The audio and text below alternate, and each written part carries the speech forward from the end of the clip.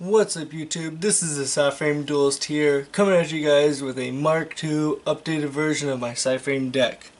Just to see how much has changed since my Mark I deck, and I gotta admit, I'm liking what I changed it to. Alright, so without further ado, let's get right on into it. We'll start with the monsters here. So starting off, we still run the 3 of the drivers. He is a staple at 3, he must stay at 3, okay? Next up, we got 3 Alpha, which, if you don't know what Alpha does, what rock you been living under, bruh? So, what he does is if you control no monsters, and your opponent special or normal summons a monster, you can reveal it to special summon itself, plus any driver from anywhere on the field except for Banish Zone. You can't get it if it's in Banish Zone, so that kind of sucks. But they banish themselves at the end phase if nothing happens to it. Again, I'll explain later why that's irrelevant if this is your first time watching my videos.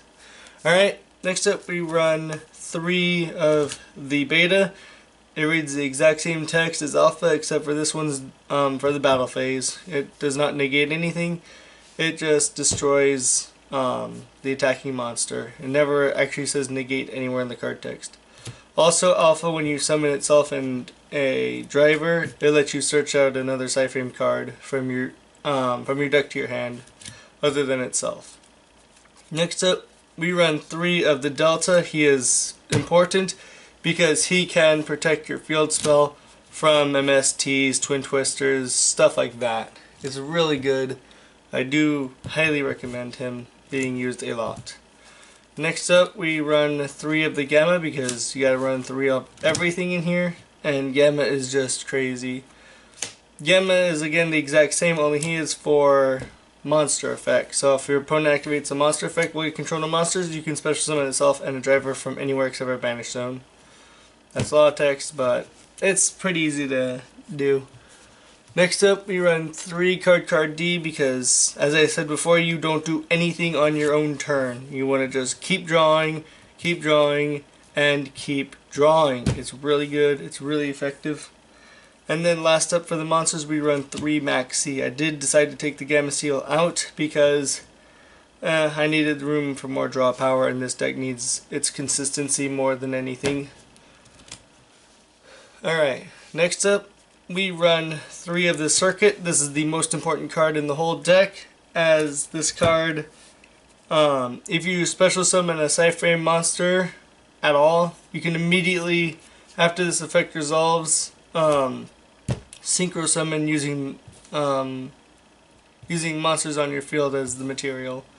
So you get out your Psy-Frame, get out your driver, and then having the Circuit on the field lets you synchro summon, therefore they will not be banished during the end phase, and that is why it is completely irrelevant that the effect says to banish it during the end phase.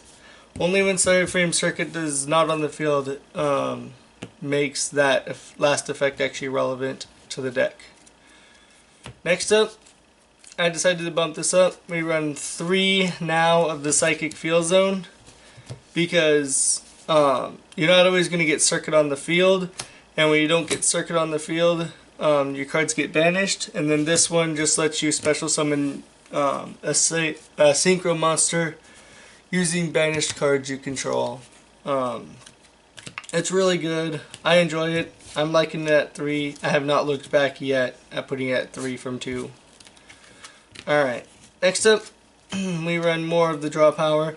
I can't find my gold rare Pot of Duality anymore, so I guess we just run 2 Pot of Duality right now, but this is supposed to be 3 Pot of Duality. It's supposed to have a gold rare in there somewhere, but I can't find it right now. So RIP to me, I guess. So this is supposed to be 3, but it's at 2 for this deck profile. If you're going to net deck this deck, make sure that this is at 3 and take out the Solemn Warning. That's the net deck for me, exactly. But the deck itself is 2, so don't do that. Next up, we run the one-ofs, the Burial from a Different Dimension. So if the drivers or anything get banished and you don't have a Psychic Field Zone, you can always bring it back to the graveyard with Burial from a Different Dimension so that you can just reuse its effect multiple times. It's really good. I haven't seen very much people playing this card in this deck. I think it's really good in this deck. So, let me just show it up to the line. So yeah, make sure to run this card. It's actually really good in this deck. Next up, terraforming the one of to try to get circuit. You don't need two, you just need one because alpha is a terraforming, this is a terraforming, and and under certain circumstances, overload is also a terraforming too if you need it. Alright, moving on. I tried it at 3, I liked it, but I tried it at 1, I liked it even better. This is hand destruction. I had it at 3, but I kept seeing hand destruction way too much. I was getting like 2 to 3 in a hand at a time, and I really did not like that at all. So I bumped it down to 1, and I only see it in late game, which is when it's absolutely needed, because that's when you're getting your dead draws, and then you can just send them to grave. Also, it is a neg 1, but since driver's already a dead card in your hand, if you just send driver, that essentially makes up for the neg 1 because driver's dead already. So there's no point in keeping it in your hand because you can still get it back from the graveyard too. So it's like your graveyard is also your hand with driver when it comes to that. So hand destruction is really good because the driver makes up for the neg 1. Also, you can send your overloads, and the very next turn you can immediately get overload's effect. So that's not exactly a neg 1, as that's more of like a 1-for-1 for that. So just in case you need to get overload engraved, like you already have a face-up overload, it doesn't look like your opponent's going to threaten you with anything, and you got a second one in your hand, you can just send it to grave, and on your next turn search out any Psy-Frame card you need, maybe the field spell if you don't have it, or maybe a gamma or beta if needed. I used that. It actually helped me win a duel because I was about to lose, and then I hand destruction, sent my overload, next turn got a beta, and he did not want to attack me, and that stalled me out to where I could get more of my Psy-Frames, and I turned the duel around, and I was about to lose that game. Like, that was a game-winning play right there, honestly, for me. Next up, our last spell is an Upstart Goblin. Draw power in this deck is absolutely key. I run so many cards to draw, it is not even funny. Like, this deck needs its consistency, and if you don't got the consistency, this deck cannot function that well. This deck really just loves to draw and add cards from the deck to the hand. Like, that's what my deck is made to do, and it ups the consistency so hard that this deck can even compete with some of the top meta decks right now, as you could see in my videos.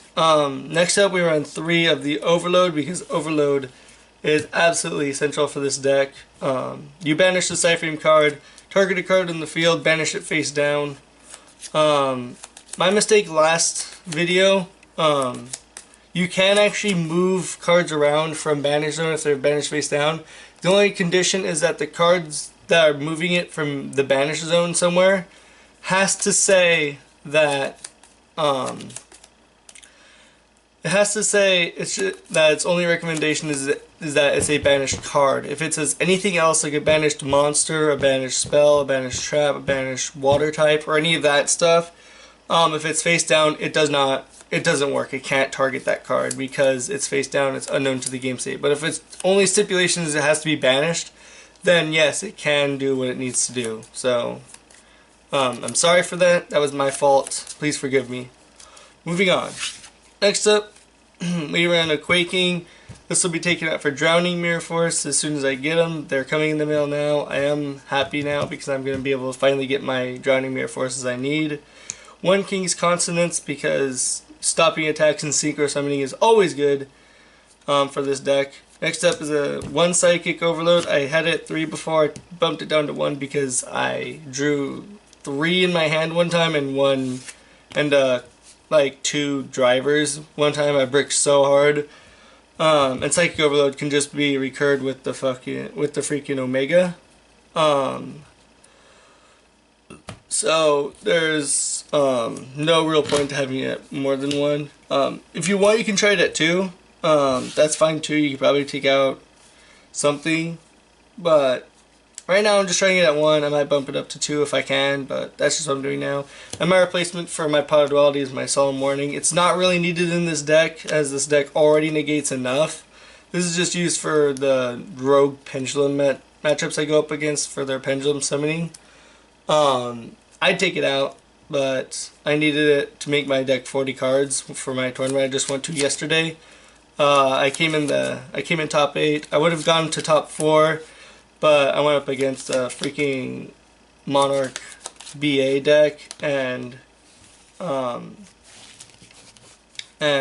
deck just bricked a little bit, like enough to where he could get what he needed and just proceeded to win the game. But yeah, I would recommend taking out this card in lieu for Pot of Duality, honestly. You need that draw way more than anything else, honestly. So that's the deck, that's the main deck. We'll move on to our extra deck. I did change this up just a little bit. Not much. I added a card, I took out a card. So first off, we got one Overmind Archfiend. Obvious with Overmind Archfiend. You use Psychic Field Zone with your 7 or 8 and a 1 or 2. And you special summon this card in defense position. Simple as that. Exact same play with the very next card. We have my Ulti Hyper Psychic Blaster. I am so happy I was able to manage to get this card. I'm just ecstatic. I love this card so much. At least the artwork on it. It looks cool. Exact same play. If you lose your Overmind Archfiend, you can go into Hyper Psychic Blaster. He's also a good card to go into because he does piercing damage, and then you gain life points equal to the original attack of the monster destroyed. I did that in my tournament one time, and it just made me go up in advantage like so hard. It was crazy. Next up is Hot Red Dragon Archfiend. Again, not really needed, but I'd rather have it than not have it. Same goes with Crimson Blader. I'd rather have it than not have it. And then for return is my Japanese Omega, because that rarity just looks beautiful. I did actually go off and just order a second Omega, so he's gonna get taken out. But I'll probably just keep this card with the deck because the rarity looks fucking beautiful and I love it. Looks so cool. Next up is my one Omega, the one making the return from the last video. So that's great. I love it. Sorry about that. Omega plays are obvious. If he's on the field, you can banish it and rip out a card from their hand and banish it until your next standby phase.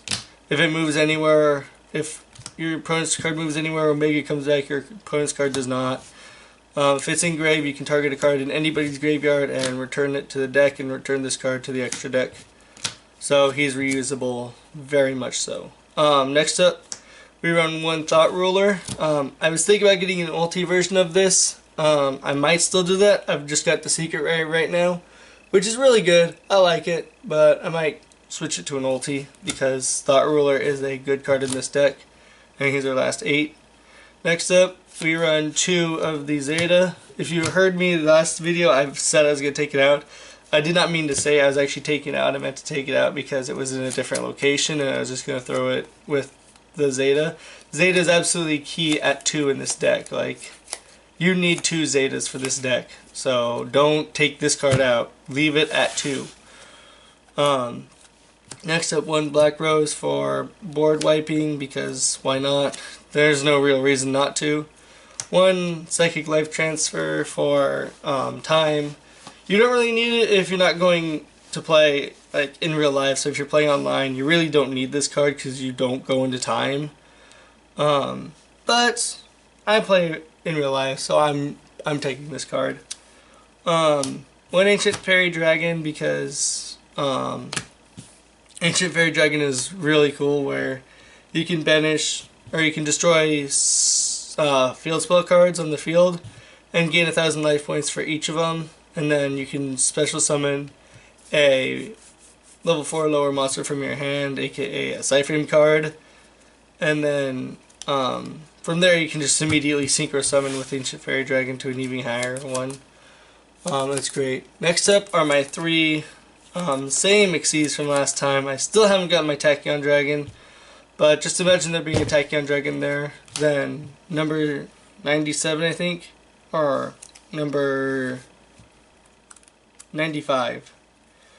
Galaxy has Dark Matter Dragon, so I can go into 2 Omegas or 2 level 8s, go into Tachyon Dragon, go into number 95, whatever it is, and then I can go into number 84 Pain Gainer, and then go into number 77 The Seven Sins, because that's a really awesome play that I really enjoy. Oh, sorry about that. That was in the way. I only want to go into the 7 Sins if I'm ending the game, because you don't want to keep the 7 Sins on the board for an extended period of time, because he's not that great on your opponent's turn or on your second turn. But he's great for ending the game because he's a 4K attack point monster, so if your opponent has less than 4,000 attack and they don't have any monsters on field, just go into the number 77 and proceed to kill your opponent, and if they have something to try to destroy it, then you can just detach an Omega and use Omega's effect from grave. It's disgusting, but it's great. I love it. And that's the deck profile so far. I hope you enjoy YouTube. Make sure to like, comment, subscribe, and do all the nonsense you usually do. And this is the Psy-Frame Duelist signing out.